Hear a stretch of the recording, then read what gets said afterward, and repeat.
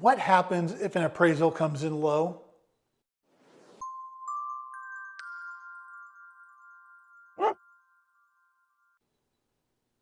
So you found the home, got your offer accepted, and everything is moving forward. And then the appraisal comes in low. Now what? First, let's quickly explain what that means.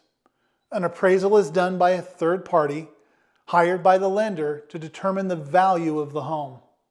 And if the appraisal comes in lower than the agreed purchase price, the lender will base your loan on the appraised value, not the contract price. So now there's a gap. For example, if you agreed to buy a home for $500,000, but it appraises for $480,000, there's a $20,000 difference that needs to be addressed. So what are your options? You've got a few. First, you can renegotiate with the seller. This is the most common outcome.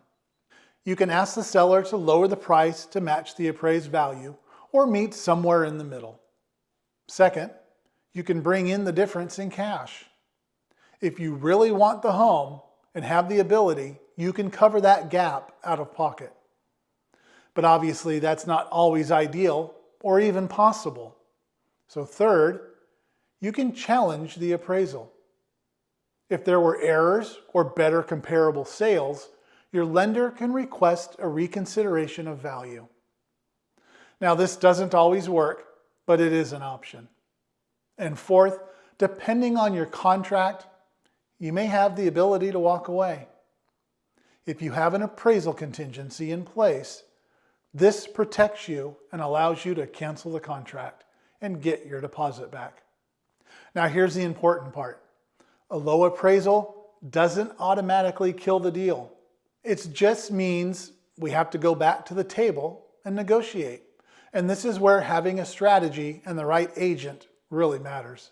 Because we're looking at the data, the market, and the seller's situation to figure out the best path forward for you.